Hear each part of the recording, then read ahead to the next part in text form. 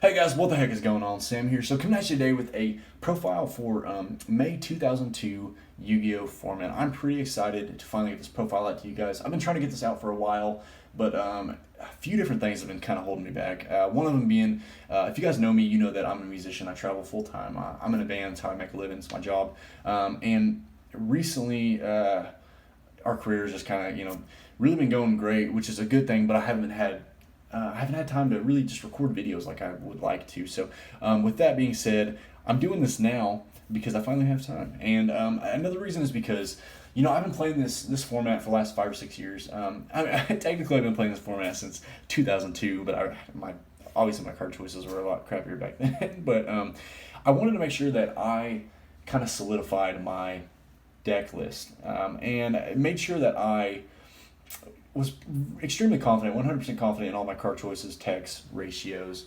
everything like that, and I could have an argument for pretty much like anything that I have in this deck, because I'm never going to update this. Like this is it. This is my 2002 format standard deck profile. I won't make another one because the format won't ever change, and man, honestly, like it's not going anywhere either. So this will be on the internet forever. So hopefully you guys enjoy this. Another reason is because I've been trying to like get some rarity bumps here and there, and I haven't been able to get them. But I'm actually locked in my house right now due to the COVID-19 slash coronavirus. At the time of recording this, our town is on lockdown, so I'm not going anywhere. So I thought, there's not a better time to record all this than now. So some of the rarity bumps will have to wait until a different time. I'm pretty excited. Y'all stick around to the end of the video. I got an extra deck going on. I will show my side and my main deck and everything, and I will do the best that I can to explain all the different card text choices, ratios, and I'll give you guys a quick history on the format and the do's and the don'ts and some combos and whatever. So if you guys are just down to just sit around and watch this for the next 20 to 30 minutes, go for it. And I really appreciate you guys hanging out with me and watching this. And yeah, let's get into this, guys. I'm really excited about this. So in Yu-Gi-Oh, a lot of people will tell you that this is like the best card ever.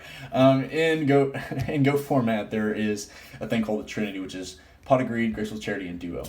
And that's called the Holy Trinity in Go format. In 2002 format, there's a thing called the Power 5, which is Pot of Greed, Dark Hole, Raigeki, Monster Reborn, and Change of Heart. Just like the Trinity, all these cards are at 1. They are limited to 1 in this format. This is the absolute first ban list in Yu-Gi-Oh! For the TCG. There are very few cards on the ban list. I want to say there's between 10 and 15. I know that these and then Exodia's limbs are on there. You can only play 2 Swords of Revealing Light, 2 Card Destruction, stuff like that. But other than that, there's only around 150 cards in this whole entire game at the point of this format. So there wasn't very many cards on that ban list. But anyway, so Pot of Greed is just really great. This format, I want to tell you guys, just from the get-go, there's very, very, very few plus ones. You have to find the plus ones. And not like nowadays Yu-Gi-Oh! Where you can just go like +8 in turn. You cannot do that with this. It's very hard. And with a very limited card pool and a very limited amount of cards and just, man, things you can even do in this format, having card advantage is absolutely everything. And we're going to talk about a few other things like that. So we're going to go over these super quick. Pot of Greed, +1, just like really good. Now these also can be +1s, and I'm going to give you guys a quick tutorial on that, I guess you could say, as well as say something about the format. Now in this format, every single card in this deck either is or has the potential to be a not a +1. Every single card in this deck is a 1-for-1. Like every single card is things like Trap Hole, Fissure, Monster Reborn, reinforcements, things like that. And if you can find the +1s here and there are very few cards that will let you do that. But if you can do that, and then your card advantage can get greater than your opponent, and then you can utilize your card advantage on things like Swords of Revealing Light and Card Destruction and Change of Heart, or things that are potentially -1s, then that is what will win you the game. So using cards like these, if your opponent has 2 monsters on the field and you activate one of these, especially if you don't have any on your side of the field and you activate Dark Hole, then that is a +1. And it's even better if they have things like Lojin, Summon Skull, Man-Eater Bug, whatever, cards that you can't even hardly attack over without, losing your own card or whatever. You know what I mean? So these cards are really good. These cards are feared in this format because it makes it to where your opponent can't overcommit or they will go -1. Once these are in the grave, you'll see your opponent just like charging for your life points pretty much at that point. So, but until then, that's pretty much what happens. There's no way of recurring cards from your grave in this. So this is kind of really weird. Actually, I lied. This is the only way you can recur cards from your grave. Monster Reborn is really great. Even in this format, guys, it's just amazing. In Modern Yu-Gi-Oh! Is unbanned at the time of recording this video, but if you told people in 2002 that in 2020 they wouldn't be playing Monster Reborn, they'd be like, are they good? Are they good players? Because this card is just that good. Steal anything out of your opponent's grave. You can reborn, Lajin, Summon Skull. Sometimes the next best thing other than beaters to reborn, in my opinion, is things like Wall of Illusion, because it just can kind of, techy and kind of put pressure on. Monster Reborn is really great. I want to say Monster Reborn was the first special summon because I actually own a copy of this, and it is from LOB First Ed, and I'm pretty sure it says like this is considered a special summon, as if there weren't special summons before then. So correct me if I'm wrong, but I'm pretty sure Monster Reborn is the first special summon ever in Yu-Gi-Oh! And that's one of the only special summons in this whole entire game at this point, outside of things like Ultimate Offering or Fluid Summoning Dragon. Change of Heart is an amazing card.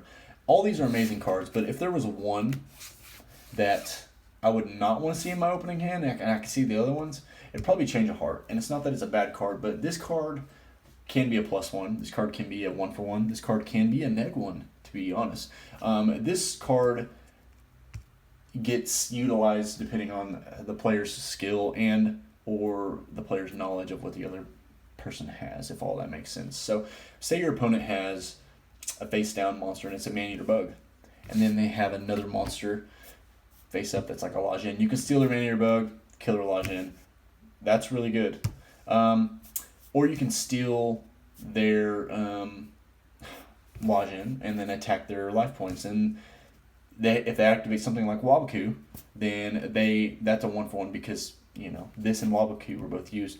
But if you steal their monster and then you just attack with it, or you just sit on it for a turn and then you give it back, then you win -1. So you want to make sure you're utilizing this card the best that you can. Now we're going to skip around, guys. I'm going to skip over to the monsters for a second. I'm going to show you guys the rest of the spells later because I feel like if you're new to this format, then you need to see the rest of this monster lineup before the rest of the spells and the traps to kind of make sense. So first we play 3 Lajins. Now there's a lot of different cards that I'm going to explain to you guys, and I'm going to say, oh, well, you could probably play, 1 or 2 of this versus 3 or whatever, it's just player preference. But if you're not playing 3 Lajin in almost every single deck in 2002, I really don't know what you're doing. Lajin is just an amazing card. This is the biggest normal summon in the game at the point. And it's a dark, which is, I guess, kind of utilized in equipped decks and things like that. This can almost attack over anything in attack or defense in the game at this point. There are very few things that it can't attack over. There's some monsters that have big defenses that it can't, but it can attack over any other normal summon monster except for Lajin, and it just crashed with the other ones. So really great card, guys. Play 3. I got 3 different rarities. This one's a McDonald's, this one's an OCG copy, and this one's from LCKC. This is the Ultra that came out in 2018, I believe. But yeah, so next I'm going to just kind of, right out of the gate with a really techie card. Wall of Illusion, some people play 0, some people play 1, 2, 3. None of them are wrong. None of the ratios that you want to play of anything in this deck that I'm showing you guys are going to be wrong. This is just my preference. Now I'm going to explain a few different things on this card. I like this card because it has 1850 defense. Even Lajin can't attack over it. So your opponent is forced to use things like reinforcements, fissure. They're forced to use things like trap hole to get rid of it. They're forced to use things like stop defense to get rid of it. All those things, dark hole, Raigeki, they're forced to not be able to attack over it. So that in itself will be a 1-for-1 that you're putting pressure on your opponent with. Now, not only that, but like I said earlier, if you get an advantage up on your opponent, you can utilize this card as a -1 to continue to put pressure on your opponent. I'm going to give you guys one example. So your opponent has no monsters on the field, and You summon it, it doesn't get trap hold. You can start poking for 1,000. And if they summon something like La Jinn, and then they attack over it, this card's effect will bounce this back up to their hand. Now, not only, depending on their life points, is even better or worse, but not only did they lose board presence, but now you have knowledge of what they have in their hand. So if you have a trap hole set, then like you can utilize that later for that. So a lot of this game, especially in 2002, is based on like knowledge of what your opponent has. So yeah, that's really good. Wall of Illusion is just great because, like I said, it helps clear your opponent's board if you need it to.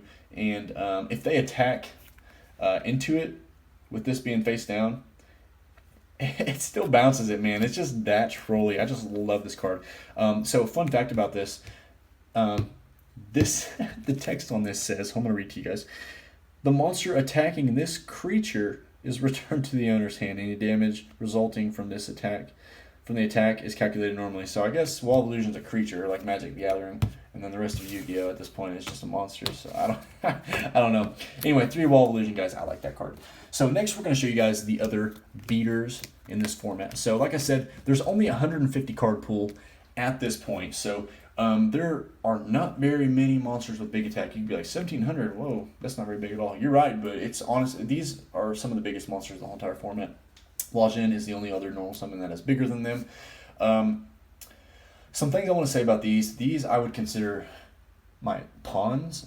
What I've really kind of like, if you ever played chess, they're just kind of cards that you want to use to sacrifice to get rid of your opponent's resources. So these will always almost be a 1-for-1 unless my opponent has something to attack over it, like Summon Skull, La Jinn, whatever. But I always want to make my opponent waste their things like Fissure, Trap Hole, Reinforcements, Raigeki, Dark Hole, Change of Heart, that kind of stuff on these, so that they're not wasting them on things like La Jinn and Wall of Illusion. And then mid to late game, they're having trouble dealing with these problematic cards. That's why I like playing all of these. I like all day long, man. If my opponent has like a face-up Battle Ox, I will crash my Neo into it. And then if they end up wasting like Reinforcements on destroying my Neo, that's cool. Later, they won't have a Reinforcements to attack over my monsters that I have with big defense, things like Wall of Illusion, things like, you know, that kind of stuff. So, yeah, and that's pretty much why I like to play these. I was playing 5 copies. I was playing 3 Neo and 2 Battle Ox. And this was the 3rd Trap Master. I only play 2 now. But this was the 3rd Trap Master up until a year ago, where I played a game where somebody I had crashed 5 of my 17s into their 5 17s. That meaning like they only played 5 of like monsters that had 1,700 attack, but I played a 6th card, which was like a Battle Ox, and then they didn't. And that's what won me the game. So just having more powerhouse, more attack power, and whatever in the deck that you can, I feel like it's really just like able to be utilized. One reason why I didn't do this deck profile for a while is because I wanted to try to get another OCG copy of this Super Battle Ox. It's pretty cool. My friend Tyler, you guys know him as Yugi Nona. He has, I think, 2 or 3 of those.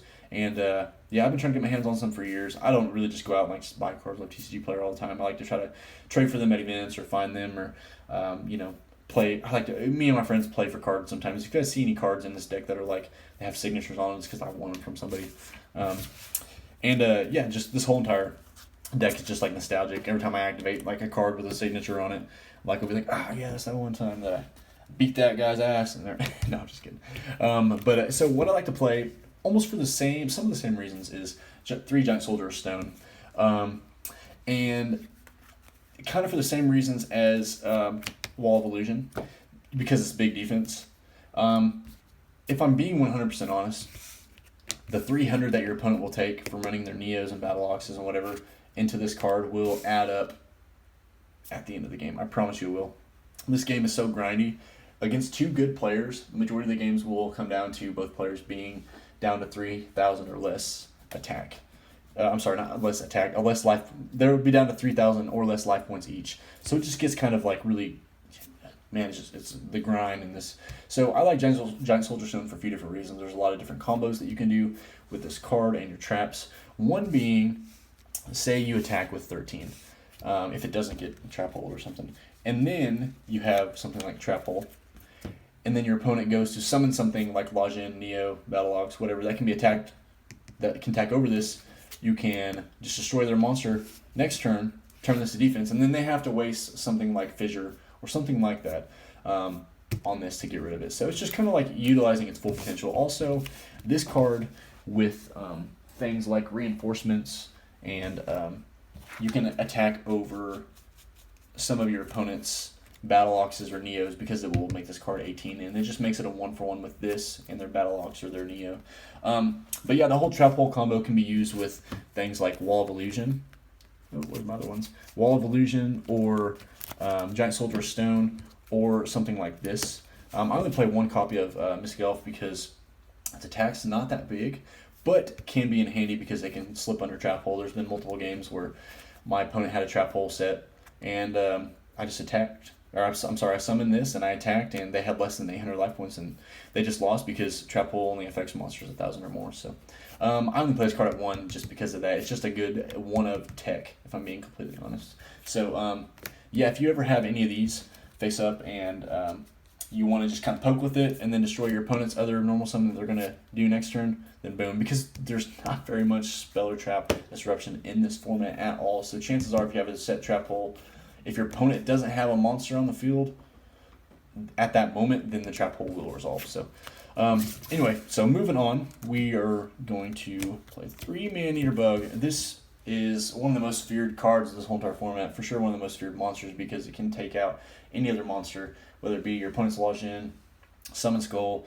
Man, taking out your opponent's like Maneater Bug or Wall of Illusion or whatever is just really good because it's just, man, this card is just so tiny, but it's got such power. I'm pretty sure people play 3 of this card in almost every deck. Maybe not equipped decks because of its attribute and attack and that kind of stuff. But any other stall, burn, soul control, back row, center decks and that kind of stuff, people play 3 of this for sure. So a Maneater Bug's just that great. There's a lot of kind of cool combos.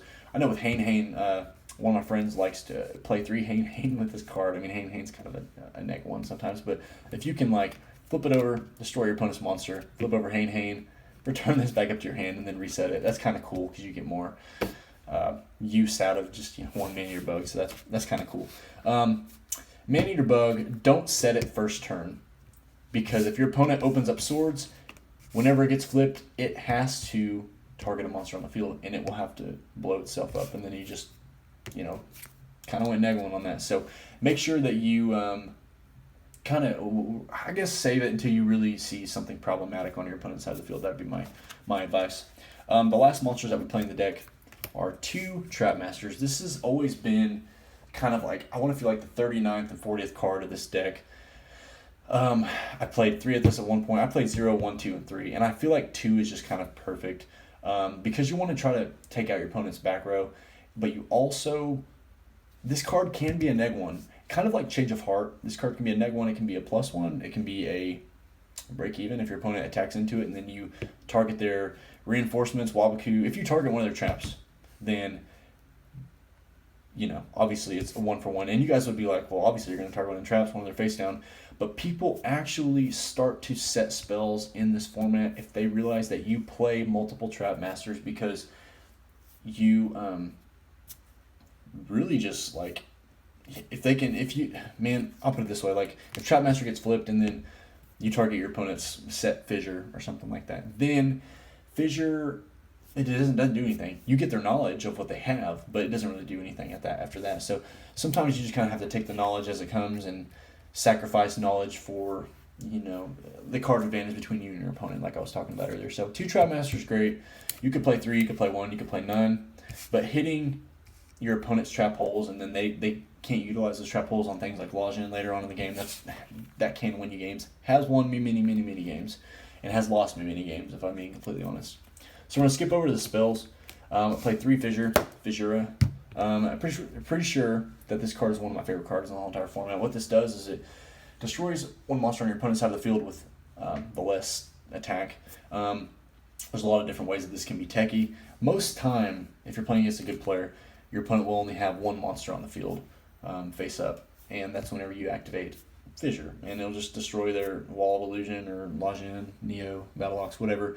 But you can get kind of like techie, like say I have just a beater on the field. I will use Battleox for instance, a beater on the field, and then I have something set like a Trapmaster or Maneater Bug. If I see a potential for a plus with this, I will flip these and then try to destroy something on my opponent's side of the field. And then now, if they have a Fissure, Trapmaster or Maneater Bug, depending on which one I flipped, it kind of can protect your big beater. So yeah, that's really good in that sense. That's why decks like Flutus Summoning Dragon that play Lord of D and Blue Eyes, Fissure is not as good against those decks, and that's why that if you can get that combo off in the Blue Eyes deck, it's really good because like Lord of D will actually protect your Blue Eyes. So, but Fissure, all in all, is an amazing card. 95% of the time, this will go the way that you want it to. Most people won't be like super techy and trolly, and obviously like the scenario has to be right for me to even do like some combo like that. Little ones protecting the big ones. But anyway, yeah. So 3 Fissure. It's a really great card. Now I'm gonna show you guys pretty much the best neg ones in the whole entire game. Card Destruction and 2 Swords Revealing Light. I think these have signatures on them. I think I won against some kid of my locals, and we played for cards. And anyway, so Swords Revealing Light is really great. Activate it first turn if your opponent has a set monster, because if it's a Maneater Bug, like I said, it will get flipped and will destroy itself. Or if it's something like Trapmaster or whatever, then it will get destroyed. But also kind of gives you knowledge, and then yeah, it's really good. This card is a good neg one because if you're losing or you need time to stall, you and your opponent will each draw 3 cards. And when it comes down to it, if it's a low resource game, you and your opponent hardly have any cards in their hand, then the game will come down to who drew the best cards. And if you draw better cards than your opponent did, then Swords Revealing Light won you the game. Kind of like Card Destruction. Card Destruction you can utilize with things like Wall of Illusion, because, man, I don't know. I probably wouldn't play this card if I wasn't playing through Wall of Illusion, because you have knowledge of what they have in their hand because of things like that. Yeah, I don't know. Just these cards are really good. The best neg ones in the game, if I'm being 100% honest. Swords Revealing Light is just really great. Waboku, we're moving on to the traps. This is also one of the best neg ones in the game. Everybody draws really crappy. Everybody is about to lose because, they're just getting poked with 1,700 monsters and they need some, defense. This is also really good if you're going heads up with your opponent's 17 and you have a 17 as well. I want to point out something with Waboku. If your opponent has something like Battleox and you have something like Trapmaster, Battleox attacks Trapmaster, Trapmaster will die no matter what. Even if you activate Waboku, Waboku just makes it to where you don't take any damage. So yeah, so it's just kind of really weird like that. That's just the way that the card was worded back then. I would make sure that you are talking to your opponent before you guys play, and make sure that they know how Waboku is worded, because I play it different in each match or in each whatever, depending on how my opponent knows this card.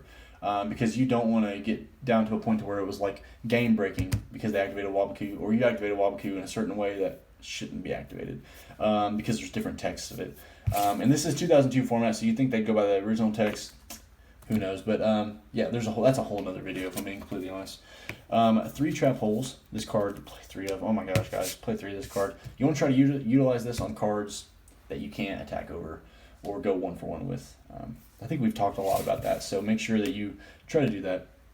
I like 3 reinforcements. I probably wouldn't play 3 reinforcements if I wasn't playing 3 Battleox, 3 Neo, and 3 Giant Soldier Stone, because this just comes in handy. This card can get cloggy sometimes.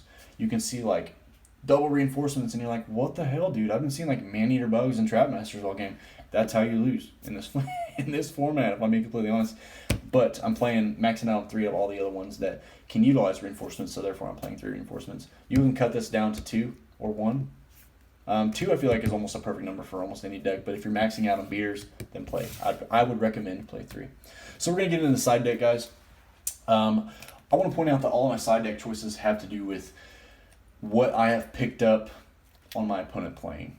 And the ratios of certain cards that they're playing. So for instance, if I notice that my opponent is playing 2 Swords Revealing Light, and I'm going first, I will side in our Ninja, because if I open it, and then they activate Swords first turn, then our Ninja will actually destroy their Swords Revealing Light, and they will have neg 1, and that is probably the coolest thing about this format.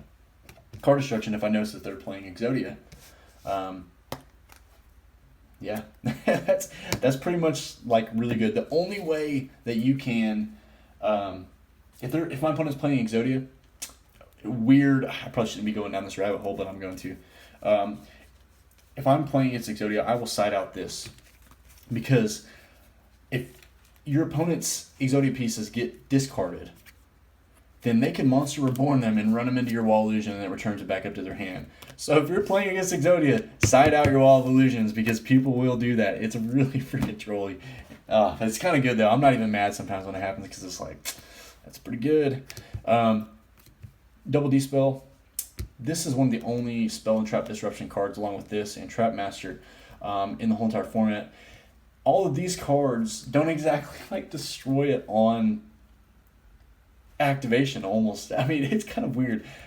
This can kind of be used for knowledge sometimes, but really if your opponent's playing 2 Swords, I'll side these in, and I'll side out things like Trap Master. I'll side out Mystical Elf and that kind of stuff. So cards that are just more or less techy, I guess.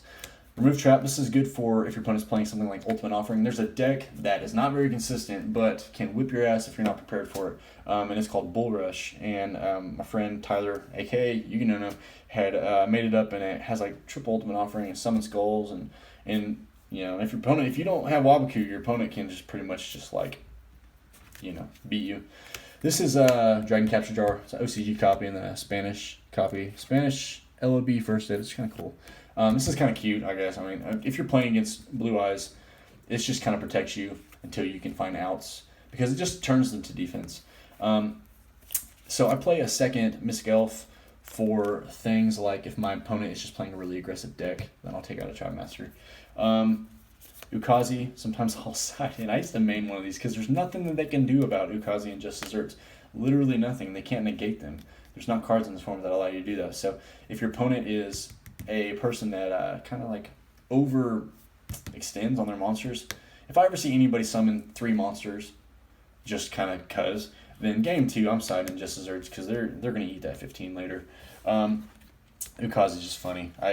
Games will get down to where you and your opponent are down to less than 3,000 each, and if your opponent gets down to 800, you can activate that. I mean, you can ask my friends. They've just been like, what the fuck, when do I activate that? 3 Stop Defense. This card, I'm going to talk about this card for a second. This card is arguably one of the most techy cards in the whole format, and is one of the most underrated cards in the whole format, and is probably the best side card in the whole entire format. This card can be a 1-for-1 if you utilize it right, because if you are playing Stop Defense and your opponent's playing big defense monsters, such as Wall of Illusion or Giant Soldier Stone or Mystic Elf, things like that, this will be a 1-for-1 for their monster. And I just want to point that out. So, Stop Defense is really cool. This one's actually a first ed LOB, really, really beat up. This is actually, I've had this card since I was 8. It's probably my most prized possession, I guess you could say, in Yu-Gi-Oh! It's really cool. So we're going to get on to the really, really cool part of this whole entire deck, and that is my extra deck. I cannot go into any of these monsters, but it's really cool to have them. There are very few decks out there that can actually play Polymerization and that are actually really good in this format. One of them being like the Metal Dragon deck, because it's really, really good. Shout out to my friend John for coming up with that deck a couple years back. But I'm going to show you guys this. I have 3 of every copy of every card that came out in LOB that you can put in your extra deck. Some of these rarities are first ed, like the original prints. Some of them are different languages and that kind of stuff. So over the years, I've really kind of accumulated these. I've had a lot of these since I was little too. So first one is Triple Dragoness. 1200 attack. I guess I don't know. Their stats don't really matter. 3 Fusionador and or Fusionist, guys. I'm butchering this Spanish. I'm gonna quit actually. 3 Cherubin or Cherubin. I don't even really know. He's probably one of my favorites. He looks like super cool. Triple Flame Ghost. Ooh, I dropped one. Triple Flame Ghost. This one's really cool. These are all the level 3s in this format. So I've had a lot of these, like I said, since I was little. We're going to go on to the level 4s, which ironically, these are both utilized in modern format because of things like instant fusion. You definitely don't fuse into them. And these are actually pretty useful in GOAT format with things like metamorphosis and stuff. You go into things like Flame Ghost and Darkfire Dragon a lot. Yeah, these are really cool. Yeah, like I said, different rarities, different. This is like First Ed Spanish. This one's like, you know, a different shade of purple. A lot, man, what's really cool is like a lot of the older cards, a lot of older fusion monsters will have like a different shade of purple. A lot of the older fusion spells will have like a different shade of green than like the, you know, the lighter the card, the older it is. It's kind of like a, you know, cool history lesson on Yu-Gi-Oh! So we're gonna go into the level 5s. 3 LOB Super Flame Swordsman. This one's really cool. I think I've had this one for a while because it's really bent up on the back, and I think it's kind of bent up on the side. But yeah, I like Flame Swordsman. It's really, really cool. Like I said, I can't go into any of these, but it's always really cool to showcase these. Flower Wolf. I'm going to show you guys something really cool with this. This card, I don't know if you can see it or not, but it says Fusion. And my theory, I haven't really looked up into this, but my theory is this was like one of the first, if not the first, fusion monster to ever really kind of like come into the game, because I've never seen another monster say fusion on it. Even my other copies of Flower Wolf don't say fusion on it. But I think that whenever, 1999 format, as some people call it, these were both in that format with things like Dark World Thorns and Silver Fang and that kind of stuff. And I'm pretty sure that, that's what you're allowed to like use to fuse into this. So I think that's super cool. That just lets you know that it's a fusion, because it's like, you wouldn't even know if you were playing back then.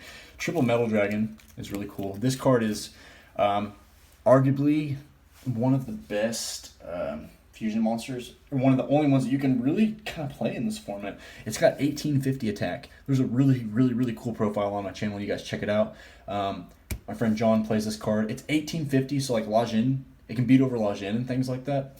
And the things that you can use to fusion summon it are Steel Ogre Grotto 2, which is a level 5 monster with 18 defense, so you can play things like Soul Exchange and fuse into it, and then you play things like Last Will that will search your Lesser Dragon or your Steel Ogre Grotto. Man, it's just like such a freaking cool profile, and I'd never even thought about anything like this. So shout out to my friend John. But Metal Dragon is really cool. This one's a OCG copy. Yeah, so, and then the best card in this whole format for sure, best monster anyway, is 3 of the Gaia Dragon Champion. So this one is a little bit different rarity because it has like, it's the Ultra versus like, they're all like secret, but this one has like Ultra printing. This one I've had, this one's First Ed actually, but I've had this one since I was 8 as well, with like the stop defense and that kind of stuff. So it's really old. I really, these are like my prized positions as far as like Yu-Gi-Oh goes. So yeah, so that's it, guys. Man, I really appreciate you guys hanging out and watching all 34 minutes of this whole entire profile, guys. I'm really super stoked to finally have this thing out there. And yeah, I really appreciate you guys. Subscribe. Hopefully you guys get into the format. Shout out to a few different Facebook groups. Nostalgic Duelists. If you guys are,